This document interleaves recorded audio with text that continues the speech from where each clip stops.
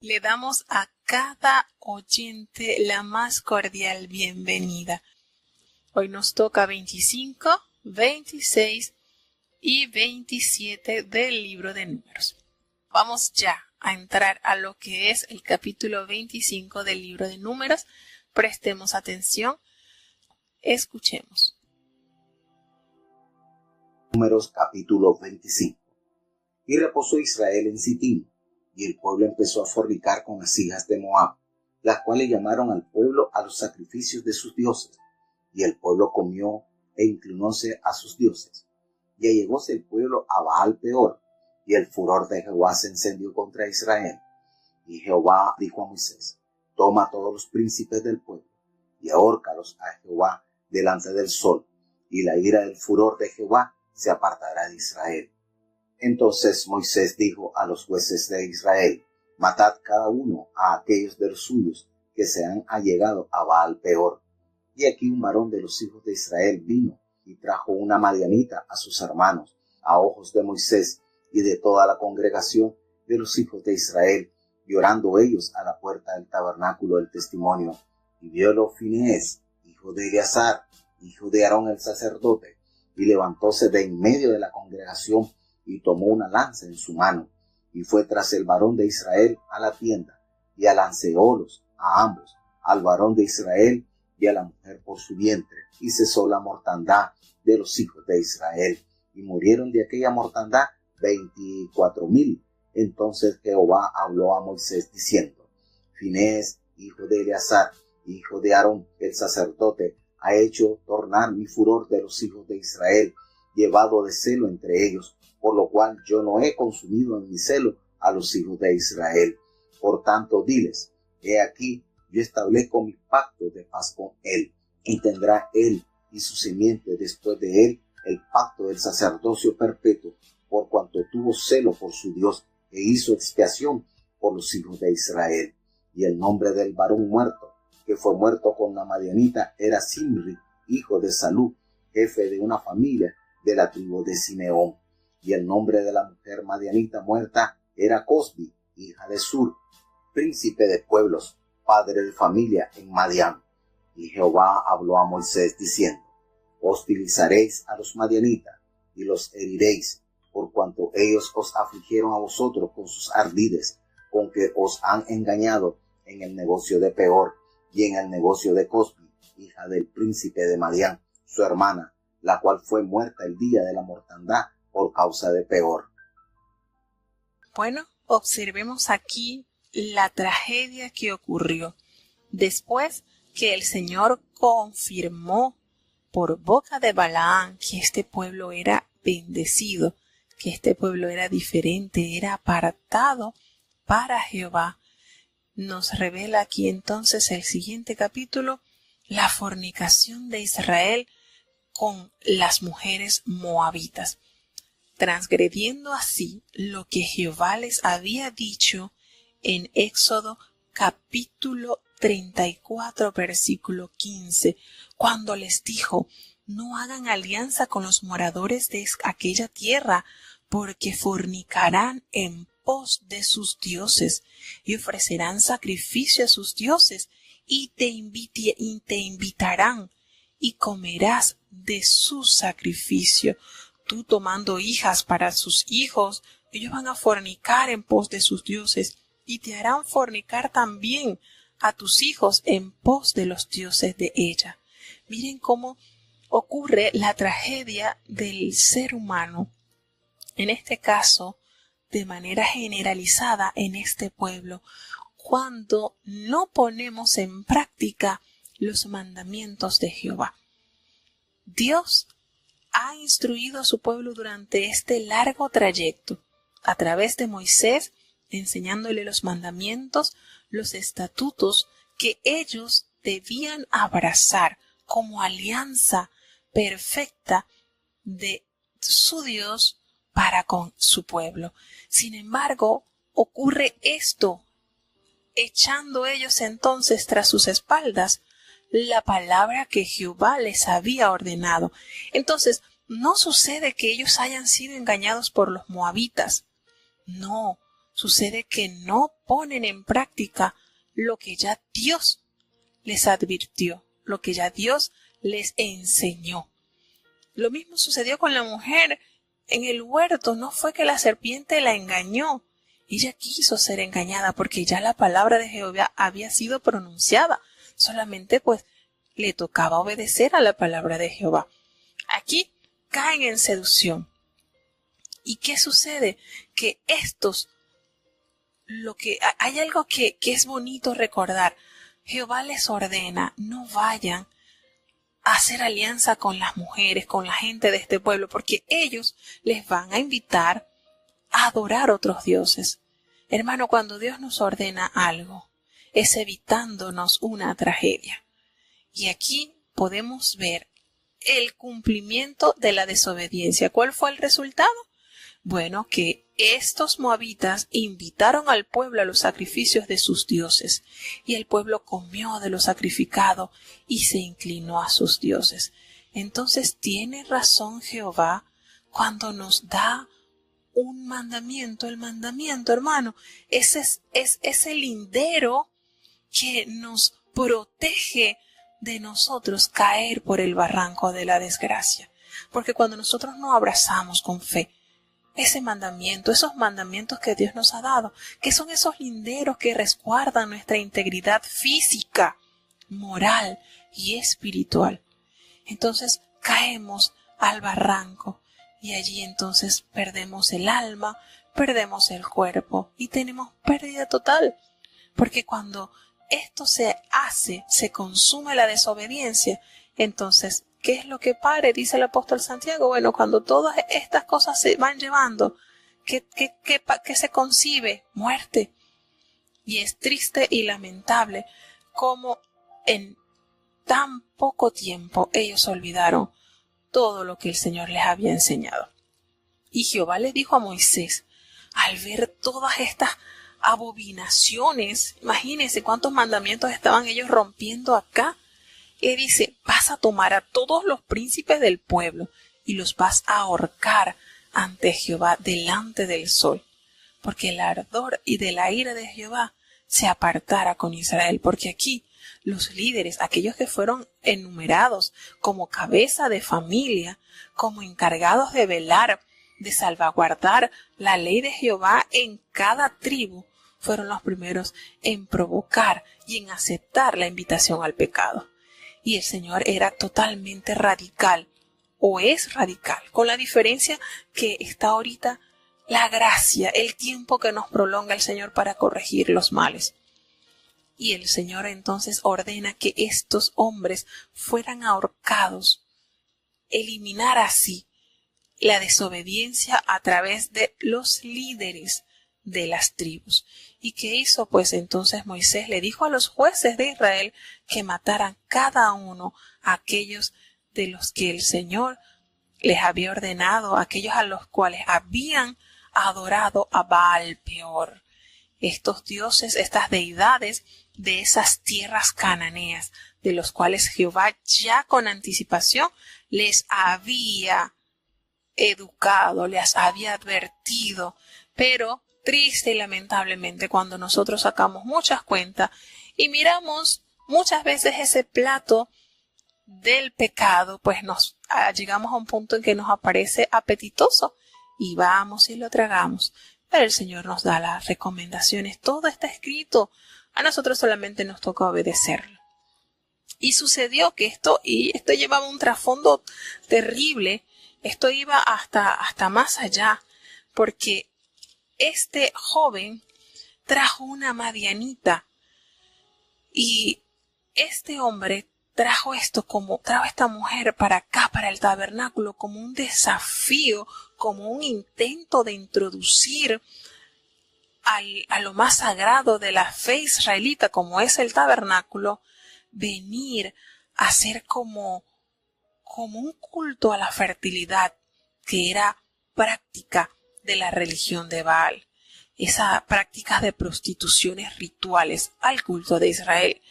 Y cuando aquel joven, que era nieto de Aarón, vio esto, cuando vio aquello que este hombre y estaba haciendo allí en el lugar de Dios, se llenó de tanta indignación, le ardió tanto el celo por Jehová, que tomó una lanza en su mano y fue tal que les traspasó, los alanceó a ambos.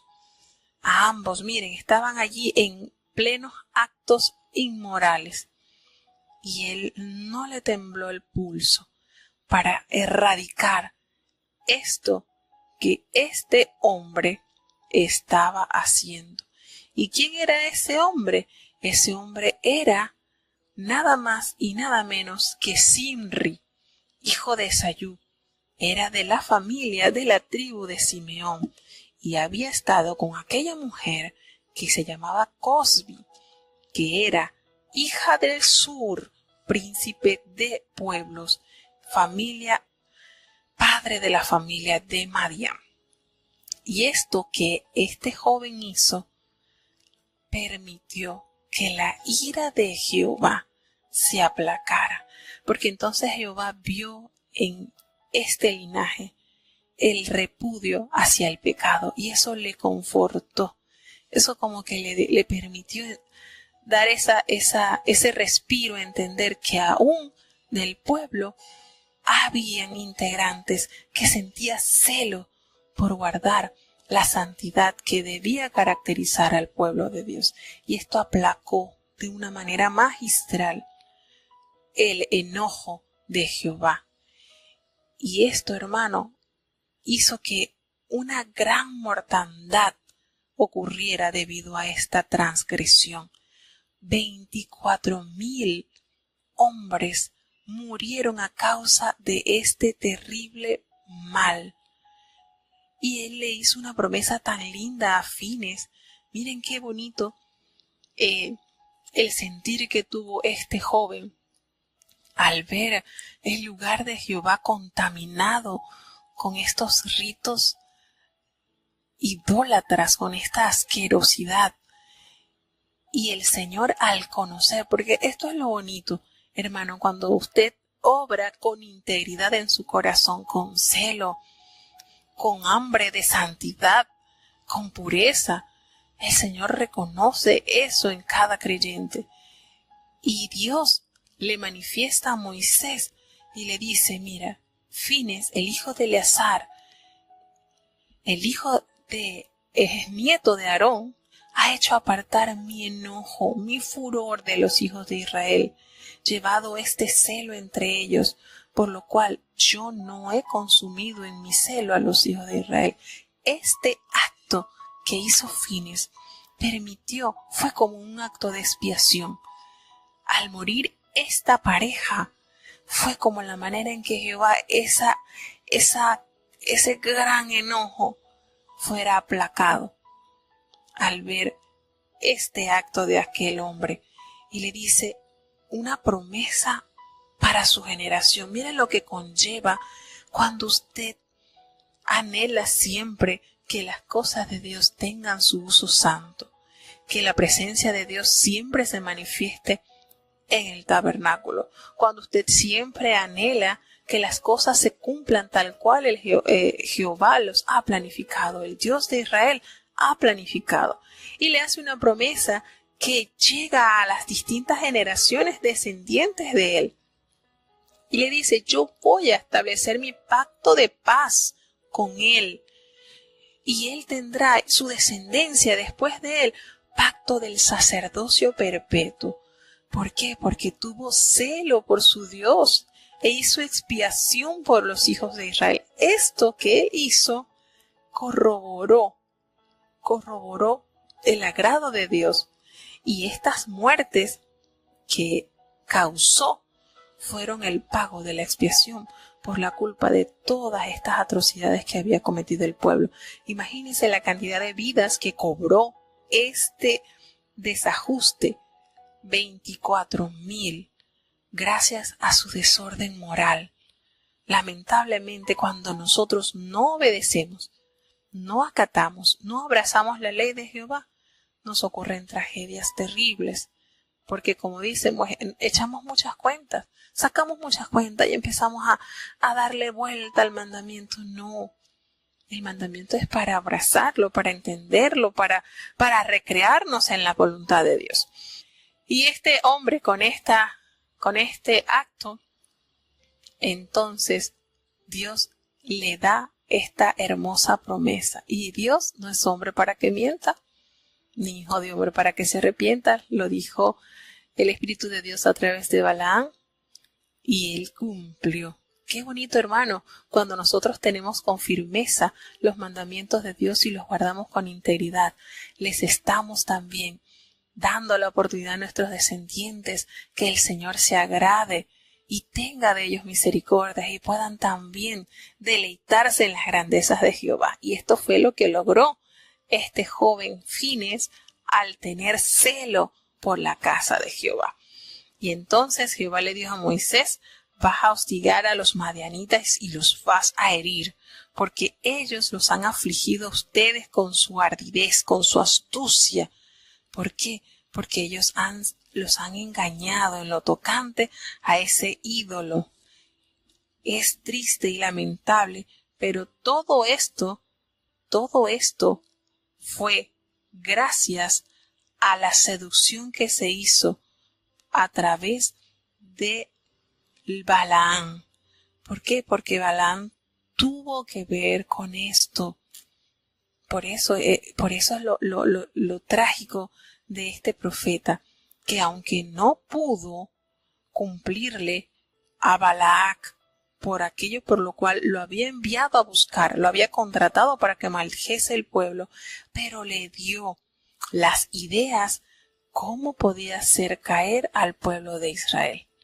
Entonces miren esto, es triste y lamentable, pero este hombre, Balaam, fue el autor, podemos decir, el que llegó a organizar esto para que el pueblo de Israel tropezara con estas mujeres. ¿Triste? Sí, es muy triste. Es muy triste porque Dios insta a que nosotros caminemos en santidad y lamentablemente este hombre que Dios lo llegaba a usar, como era Balaam, pues se dejó corromper por el premio de la remuneración para que podamos entonces entender la grandeza de lo que es la voluntad de Dios. Así que bueno, hermano, vamos a seguir. Hay mucho que aprender. Vamos entonces con el capítulo 26 del libro de Números. Escuchemos. Números capítulo 26. Y aconteció después de la mortandad que Jehová habló a Moisés y a Eleazar, hijo del sacerdote Aarón, diciendo: tomad la suma de toda la congregación de los hijos de Israel de 20 años arriba, por las casas de sus padres, todos los que puedan salir a la guerra en Israel. Y Moisés y Eleazar, el sacerdote, hablaron con ellos en los campos de Moab, junto al Jordán de Jericó, diciendo: contaréis el pueblo de 20 años arriba, como mandó Jehová a Moisés y a los hijos de Israel, que habían salido de tierra de Egipto. Rubén, primogénito de Israel, los hijos de Rubén, Hanoc, del cual era la familia de los Hanoshitas; de Payú, la familia de los Payuitas; de Gersón, la familia de los Gersonitas; de Carmi, la familia de los Carminitas. Estas son las familias de los Rubenitas, y sus contados fueron 43,730. Y los hijos de Payú, Eliab; y los hijos de Eliab, Nemuel, y Datán, y Abirán. Estos, Datán y Abirán, fueron los del consejo de la congregación que hicieron el motín contra Moisés y Aarón con la compañía de Coré, cuando se amotinaron contra Jehová, que la tierra abrió su boca y tragó a ellos y a Coré, cuando aquella compañía murió, cuando consumió el fuego 250 varones, los cuales fueron por señal. Mas los hijos de Coré no murieron. Los hijos de Simeón, por sus familias: de Nemuel, la familia de los Nemuelitas; de Jamín, la familia de los Jaminitas; de Hachín, la familia de los hachinitas; de Zera, la familia de los zeraitas; de Saúl, la familia de los saulitas. Estas son las familias de los simeonitas, 22.200. Los hijos de Gad, por sus familias: de Sefón, la familia de los sefonitas; de Agi, la familia de los agitas; de Suni, la familia de los sunitas; de Osni, la familia de los osnitas; de Eri, la familia de los eritas; de Aros, la familia de los aroditas; de Areli, la familia de los arelitas. Estas son las familias de Gad, por sus contados 40.500. Los hijos de Judá: y Onán. Y y Onán murieron en la tierra de Canaán, y fueron los hijos de Judá por sus familias: de Sela, la familia de los selaitas; de Pares, la familia de los paresitas; de Zera, la familia de los zeraitas. Y fueron los hijos de Pares: de Gersón, la familia de los gersonitas; de Jamul, la familia de los jamulitas. Estas son las familias de Judá, por sus contados 76.500. Los hijos de Isaacar, por sus familias: de Tola, la familia de los tolaitas; de Púa, la familia de los puanitas; de Jasub, la familia de los jasubitas; de Simrón, la familia de los simronitas.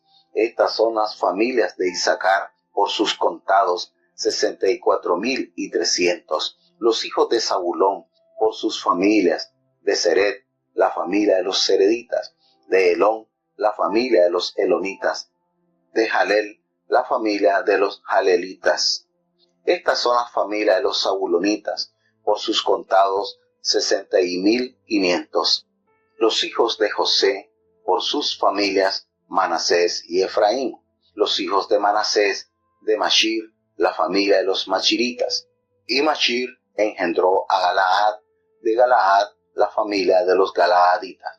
Estos son los hijos de Galaad: de Geser, la familia de los geseritas; de Elec, la familia de los elecitas; de Asriel, la familia de los arielitas; de Sichem, la familia de los shechemitas; de Semida, la familia de los semidaitas; de Jeper, la familia de los jeperitas; de Salpaad, hijo de Jeper, no tuvo hijos sino hijas, y los nombres de las hijas de Salpaad fueron Maala, y Noa, y Ogla, y Milca, y Tirsa. Estas son las familias de Manasés, y sus contados 52.700. Estos son los números de Efraín, por sus familias: de Sutala, la familia de los sutalaitas; de Becher, la familia de los becheritas; de Taán, la familia de los taanitas. Y estos son los hijos de Sutala: de Herán, la familia de los heranitas. Estas son las familias de los hijos de Efraín, por sus contados 32.500.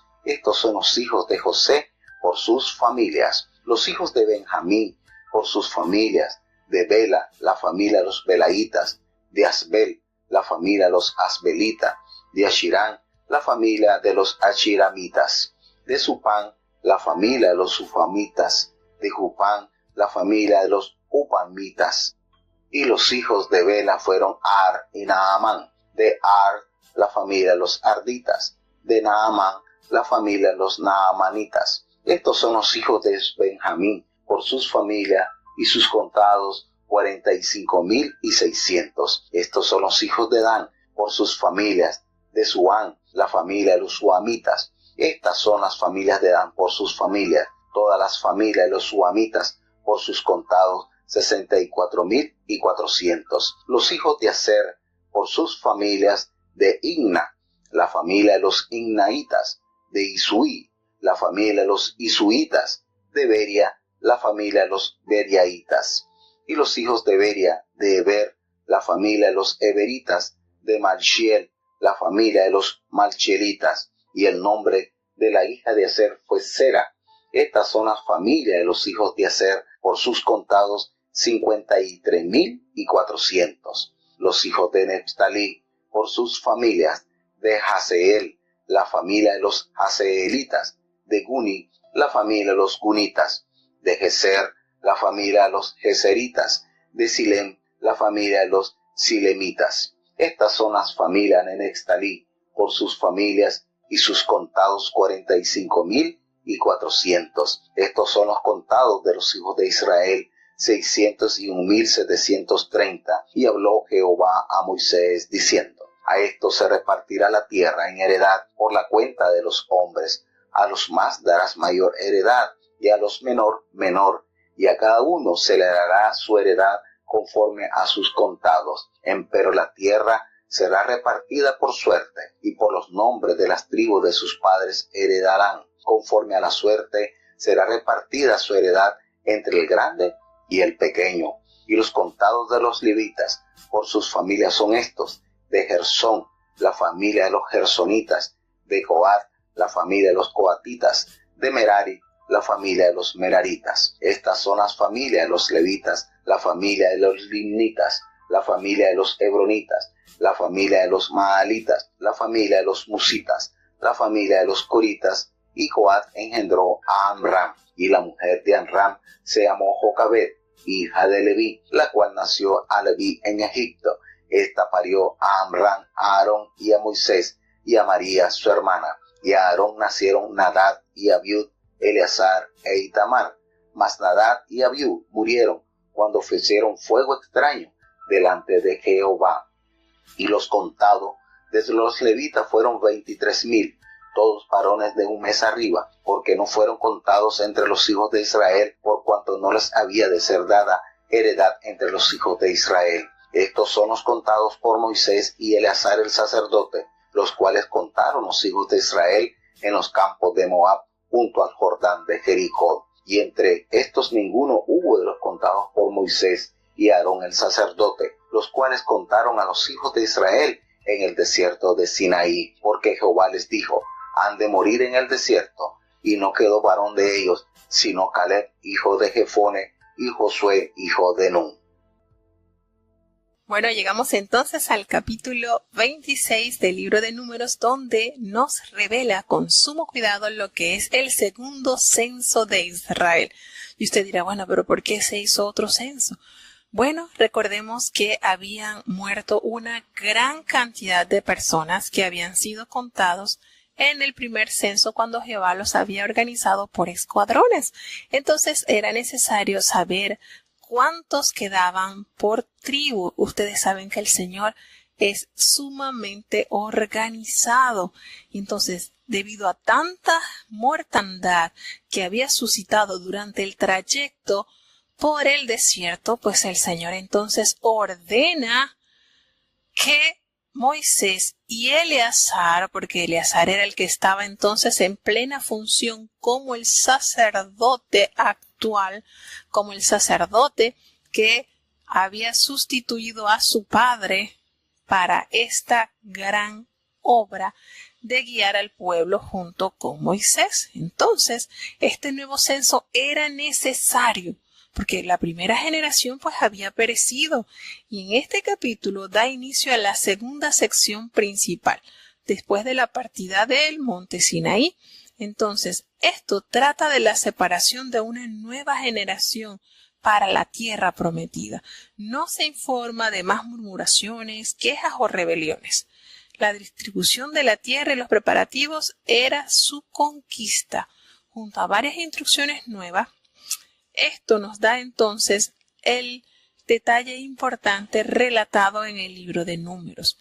Aquí ofrecen resultados de los nuevos censos. Los nombres de la familia son aquellos que designaban a los antepasados de las 12 tribus de la primera generación de los israelitas. Y estos capítulos explican el propósito del censo. Del versículo 52 nos dice que Jehová le dijo a Moisés que estos que estaban acá, a ellos se repartirá la tierra en heredad por la cuenta de los nombres. A los que más tenían hijos, a los que eran de mayor número y a los que eran de menor número. Y a cada tribu se le iba a dar su heredad conforme a sus contados. En este caso, la tribu que más números poseía era la tribu de Judá. Era la que más integrantes de la familia tenía. De hecho, Judá llegó a tener la parte del sur, que es el resultado que queda cuando se divide el reino después del reinado de Salomón. Y ellos eran el número más grande en cuanto a habitantes. Y entonces se quedó dividido el reino en el norte y en el sur. Y la mayor extensión pues la tenía esta tribu, la tribu de Judá. Y dice entonces, esto se va a repartir conforme a la suerte. Será repartida su heredad entre el grande y el pequeño. El Señor detallando aquí por qué estaba haciendo este censo. Es bello conocer lo sumamente cuidadoso que es el Señor. Van a contar, van a sacar los números y se van a dar las tierras de acuerdo a las necesidades. El que tiene más habitantes pues tendrá más tierra. El que sea una tribu de menor cantidad de pobladores pues se le va a dar la tierra de acuerdo a sus necesidades. Así de justo es Dios. Así de maravilloso es la verdad revelada en la palabra de Dios. Y todos estos que estaban siendo censados, ellos iban entonces a salir a la guerra. ¿Para qué? Para conquistar la tierra prometida. Solamente se estaba absteniendo de salir a la guerra o solamente se abstuvo los levitas. El resto de los moradores de las tribus debían salir a conquistar la tierra que el Señor les había dado. Entonces, en esto nosotros podemos notar lo organizado del Señor. Ahora no estaba Aarón, ahora estaba Eleazar encargado del ministerio que su padre inició. Un alto privilegio, un gran honor, pero también esto llevaba a cabo mucha responsabilidad, porque a través de los sacrificios, a través de la cercanía y del buen funcionamiento del sacerdote, pues el pueblo se conducía con mayor temor hacia Dios. Y aquí hay algo bonito también que nos relata en el capítulo 11, en el 26:11, dice, aquí nos revela que los hijos de Coré no murieron. Aquí nos recuerda ese acontecimiento suscitado con Datán y Abirán. Y nos dice que estos fueron los del consejo de la congregación que se rebelaron contra Moisés y Aarón con el grupo de Coré, cuando se rebelaron contra Jehová, donde la tierra abrió su boca y se los tragó a ellos y a Coré, aquel gran número de personas que fueron consumidos por el fuego. Fueron 250 varones para servir de escarmiento a la población. Pero hace aquí una salvedad en el versículo 11. Los hijos de Coré no murieron. Y ustedes saben, ¿verdad?, que el resultado de esta generación de los hijos de Coré, cuántos salmos compone el libro de los salmos que ellos escribieron. Vieron que aunque su padre obró impíamente rebelándose, pues esta simiente Dios la perdonó, pero llevaron también una vida recta delante de los ojos de Dios, porque recordemos que lo vamos a notar cuando se comience pues en el libro de los Salmos. Tenemos varios salmos escritos por los hijos de Coré.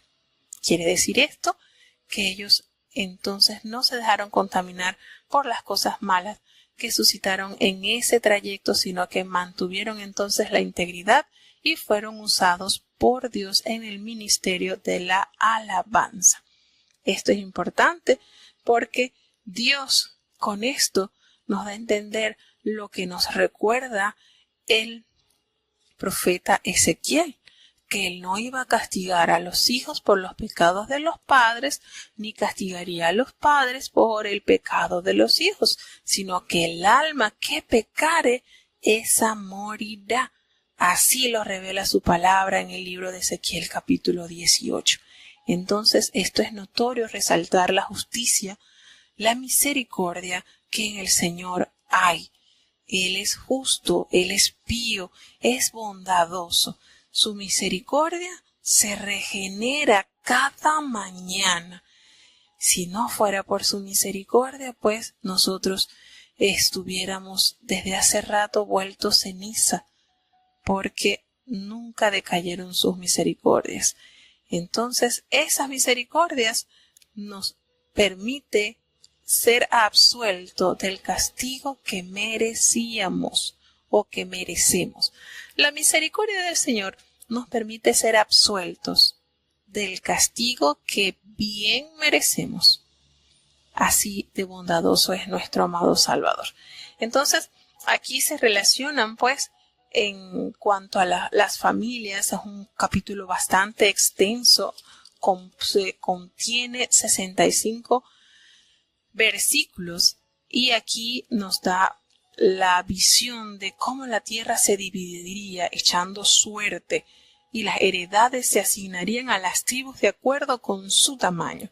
Entonces, estos dos principios para la distribución de la tierra podrían causar algunos conflictos, ¿verdad? Sin embargo, aquí la justicia de Dios se llega porque le iba a repartir a cada tribu lo que ellos necesitaban. Y para que no hubiese preferencia o algo, asumía que se iba a dar por suerte. Y entonces, en el versículo 63, nos dice que todos los contados por Moisés y el sacerdote Eleazar, los cuales contaron los hijos de Israel en los campos de Moab, junto al Jordán, frente a Jericó, y entre estos ninguno hubo de los contados por Moisés y el sacerdote Aarón, quienes contaron a los hijos de Israel en el desierto de Sinaí. Es decir, con este dato relevante nos da a entender que la generación relevo ya estaba dispuesta a asumir su rol de heredar la nueva tierra. Es decir, ya con esto, los únicos que quedaban de la generación que había salido de Egipto era Josué, Caleb y Moisés. Los demás entonces eran generación nueva, generación que ellos heredarían la promesa de Dios. ¿Por qué? Bueno, porque Jehová había dicho de ellos, de los que se habían quejado y de los que habían dicho que sus hijos iban a ser por presa, ellos le dijo entonces Jehová, ustedes van a morir en el desierto. Y no quedó varón de ellos, sino como lo había prometido Jehová, Caleb, hijo de Jefone, de la tribu de Judá, y Josué, hijo de Nun, de la tribu de Efraín. Estos fueron los únicos que degustaron la promesa de ver lo que habían escuchado en Egipto, la tierra prometida, porque aquellos que murieron en el desierto, al igual que Josué y Caleb, habían escuchado a dónde Dios los iba a dirigir, y ellos pusieron en duda la palabra de Jehová, no creyeron, murmuraron, se desvanecieron, dudaron, se corrompieron, murmuraron y perecieron. Mientras que estos dos hombres se mantuvieron íntegros, puestos los ojos en Jehová, y Jehová galardonó esa fe. Y es importante resaltar algo.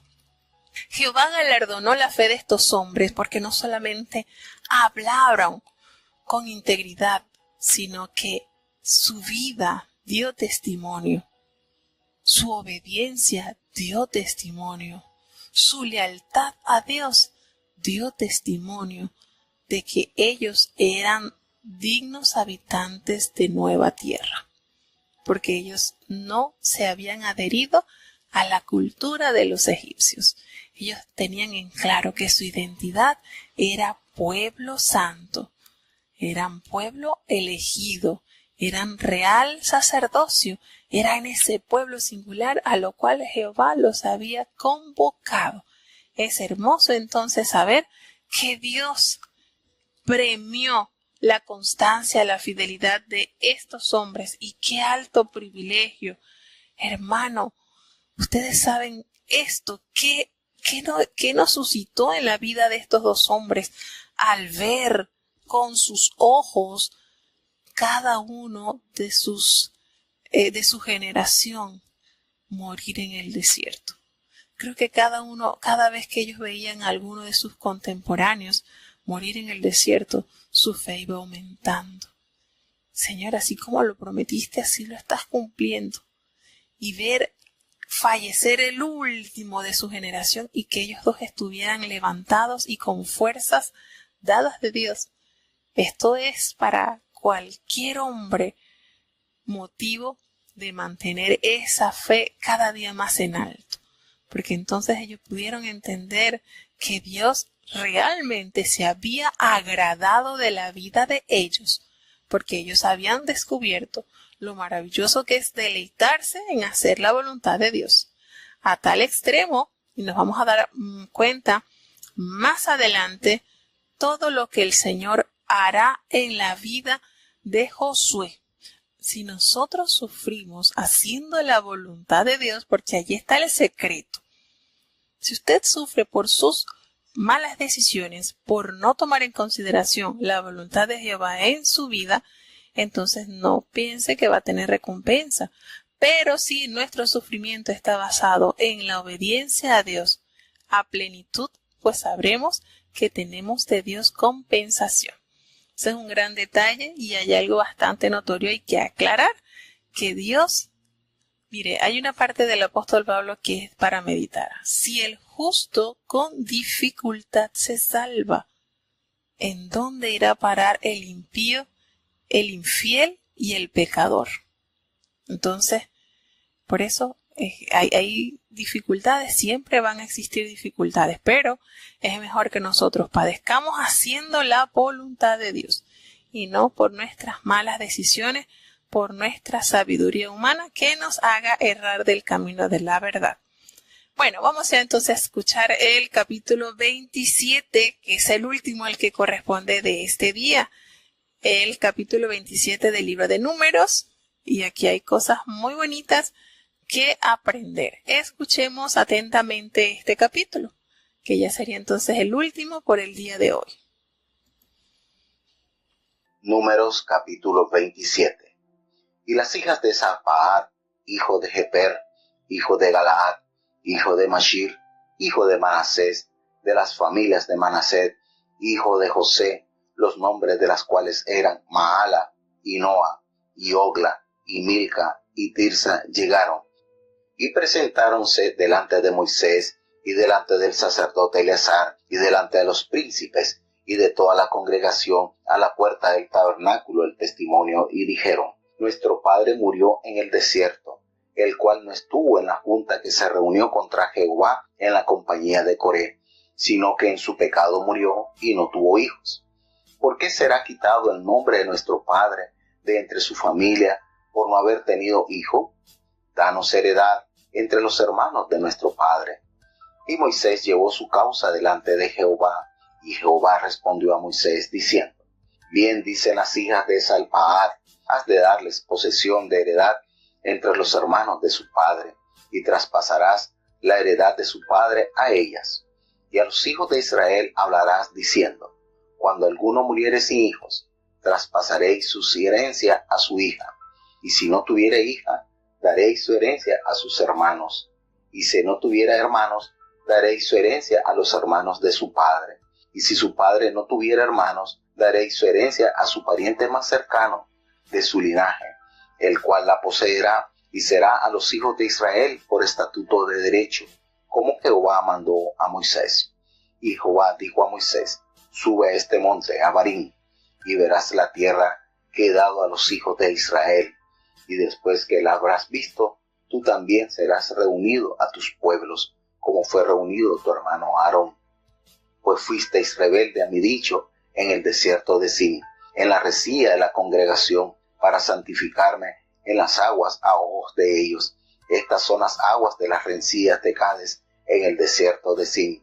Entonces respondió Moisés a Jehová diciendo: Ponga Jehová, Dios de los espíritus de toda carne, varón sobre la congregación, que salga delante de ellos, y que entre delante de ellos, que los saque y los introduzca, porque la congregación de Jehová no sea como ovejas sin pastor.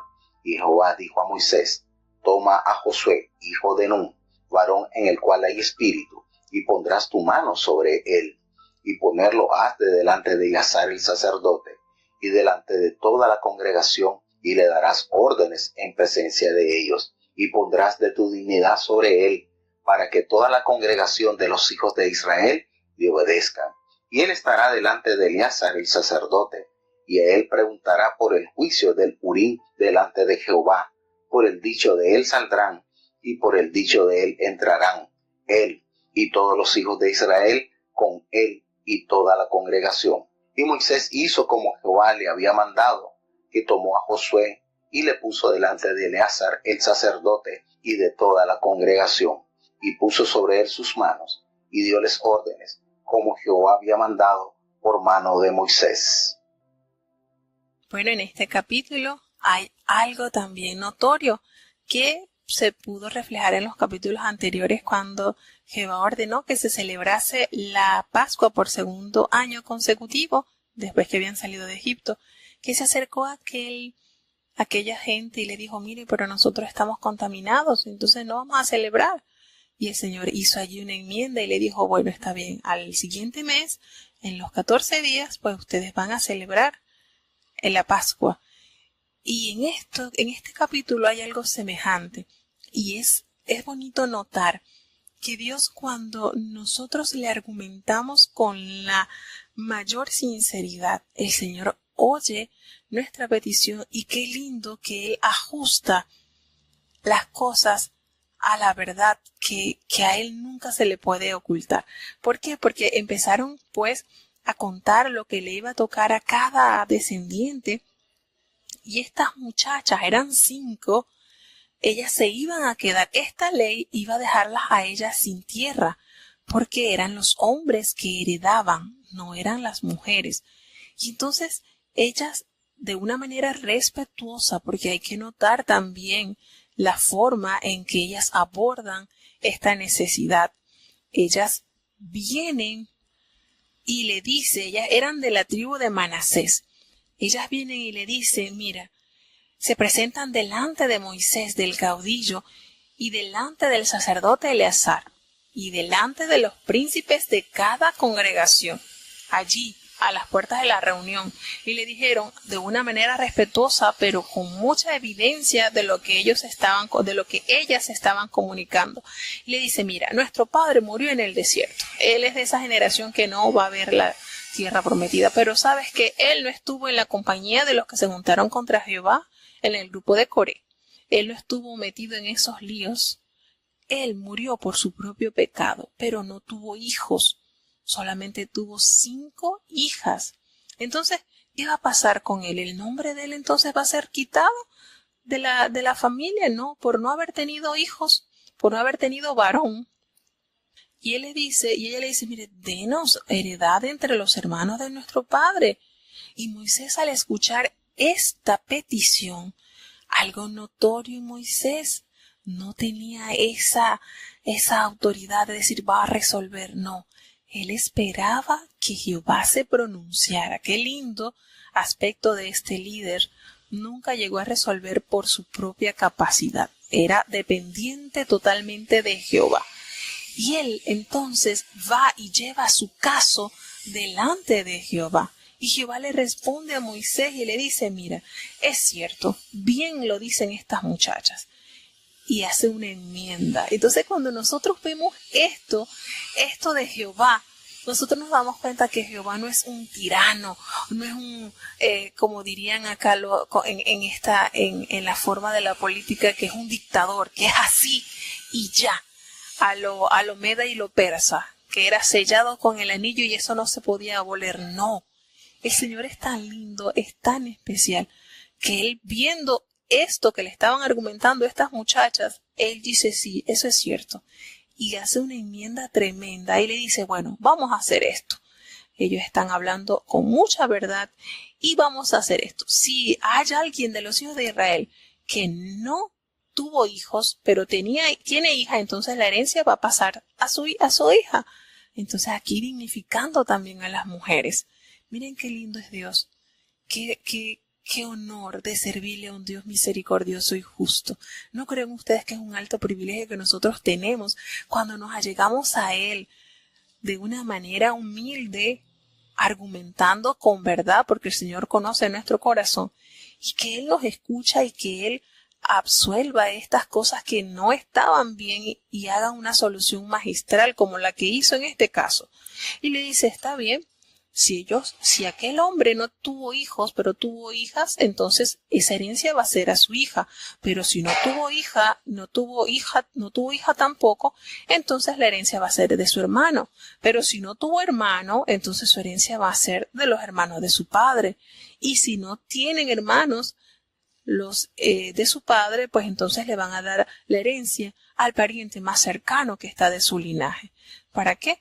Para que el estatuto del Señor, las leyes de Jehová sean perfectas. Miren esto. Y este capítulo a mí me parece tan deleitoso en el sentido de Dios cómo aborda y no solamente tomó eso en consideración, bueno, está bien, cuando no tengan hijos, que tengan hijas y ya. No, Él va más allá del problema y presenta distintas problemáticas que se pueden presentar y de una vez da la solución. Pero si no tiene ni hijo ni hija, entonces va a pasar a los hermanos del padre. Y si no tiene los hermanos del padre, entonces, y qué bonito, de verdad, qué bonito, nos damos cuenta de la maravillosa forma de Jehová de actuar con justicia y de escuchar. Y vuelvo y repito, Jehová no es a lo medo persa, que esa ley no pueda ser abrogada. El Señor considera las necesidades, las limitaciones de sus hijos y da una respuesta maravillosa. Ese es el Dios al que usted y yo servimos. Maravilloso es en gran manera. Y ya entonces Moisés acá le dice Jehová, sube al monte Abarim, y de allí vas a ver la tierra que yo voy a dar a los hijos de Israel. Allí me recuerda este pasaje a lo que nos narra Hebreos cuando dice que muchos no alcanzaron la promesa, sino que la miraron de lejos y la saludaron.